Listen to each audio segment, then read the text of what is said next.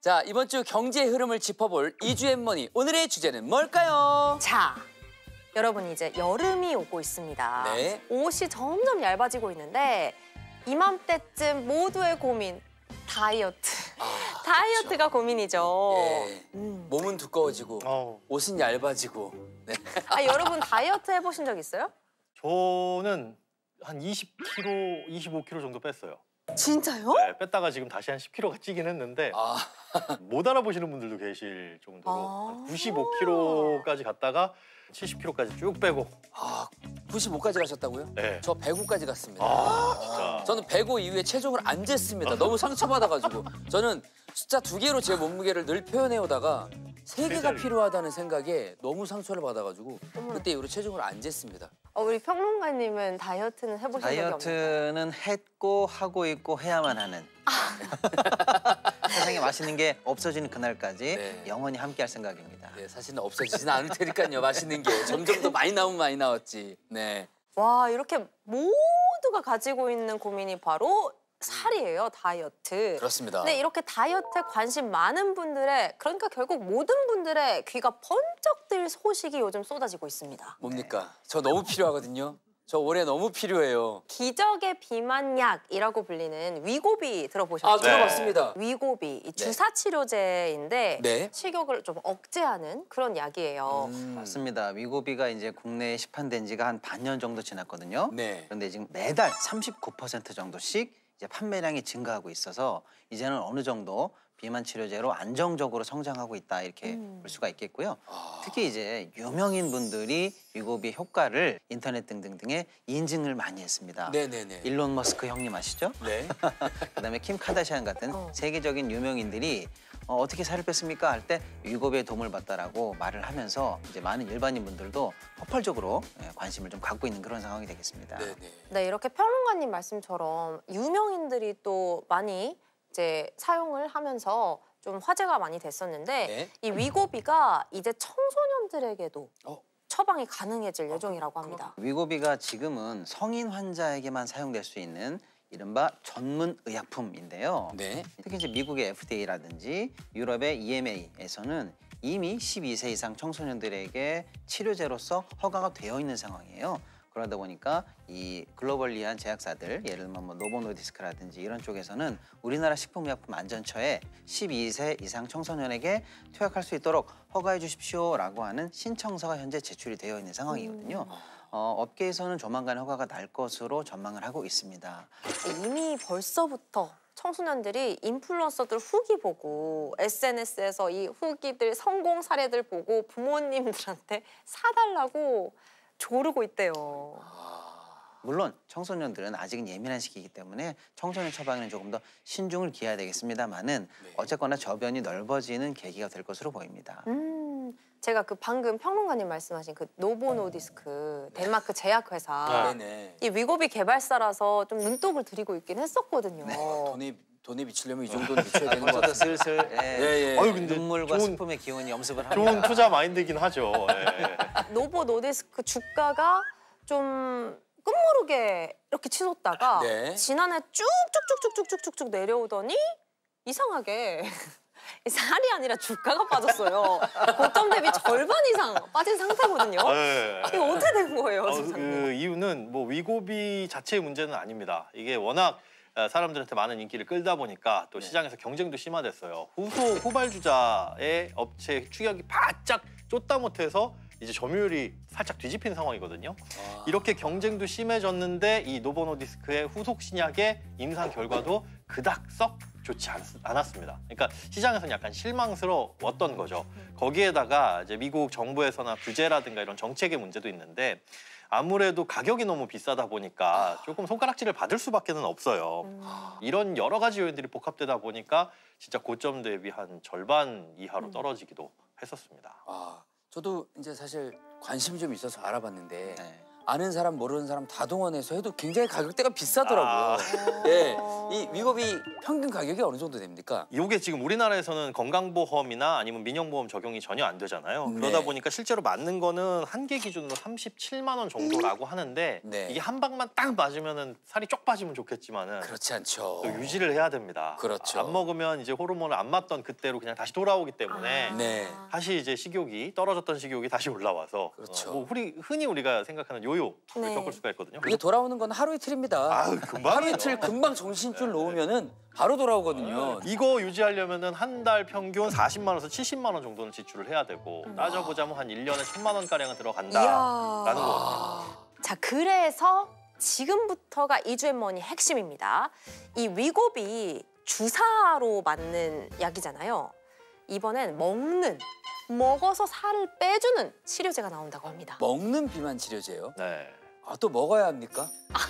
분명히 살을 빼려고 했는데 또 먹어야 되는 겁니까? 아니, 주사 안 맞고 먹는 게 어딥니까? 네, 대단한 그렇죠. 겁니다. 네. 주사보단 낫네요, 네. 그래도. 네. 주사는 어때요? 아파요. 아파요. 힘들고. 네. 그리고 내가 내 배에 직접 넣어야 돼요. 그걸 힘들어하시는 분들도 많고. 그래서 사람들은 사실은 아침에 비타민 먹는 것처럼 하나씩 딱 먹으면 얼마나 편할까 이런 생각을 늘 했었는데 경구용 제품이 드디어 개발이 됐다라는 소식이 나오니까 전 세계가 지금 들썩들썩하면서 주목하고 있는 상황이 되겠죠. 이 먹는 비만약이 말씀하신 것처럼 이번이 처음인 거죠. 맞습니다. 이 다이어트 보조제 말고 진짜 의약품으로 승인받은 비만 치료제. 이건 처음인 거죠. 맞습니다. 처음이에요. 네. 예. 왜 처음이냐? 만들기가 어려우니까 처음이었던 거예요. 그렇죠. 주사제보다 알약 만들기가 어려운 이유가 있습니다. 위장에서 다 녹아버려요. 네. 소위 말하는 흡수율, 이게 굉장히 어렵거든요. 네. 그래서 약으로 만들기가 굉장히 어려웠는데 이번에 드디어 개발이 됐다. 이 흡수율 그것 때문에 기존 다이어트 약들이 다 주사였던 거군요. 네, 그래서 사실은 수많은 제약회사들도 이 경구용 제품을 개발하려고 많은 노력을 했었는데요. 네. 예를 들어서 뭐 암젠 같은 회사도 많이 노력을 했었는데 사실은 굉장히 어려워서 실패도 많이 하고 포기된 프로젝트도 굉장히 많았습니다. 네. 그런데 이번에는요, 드디어 성공했다라는 소식이 나오니까 굉장히 지금 반가운 중이죠. 너무 반가워하시는 것 같은데. 네, 저 심각합니다 지금. 예, 그 제약사 어딥니까? 그 제약사는 일라이릴리라는 곳입니다. 이 업체는 2023년 11월에 제파운드라는 이 주사약을 출시를 했어요. 앞서 말씀드린 그 경쟁업체가 바로 일라이릴리 여기입니다. 네. 효과가 더 좋았다 이런 게 있어요. 그러니까 살이 체중 감량 효과가 위고비 같은 경우에는 13.7%였는데 제파운드는 20.2%. 그러니까 효과가 좋기 때문에 후발주자임에도 불구하고 시장에서 좋은 신뢰와 인지도를 얻을 수 있었던 거죠. 릴리. 예. 아, 뭔가 좀 이름도 어려워요. 신나네요, 근데. 일라이릴리.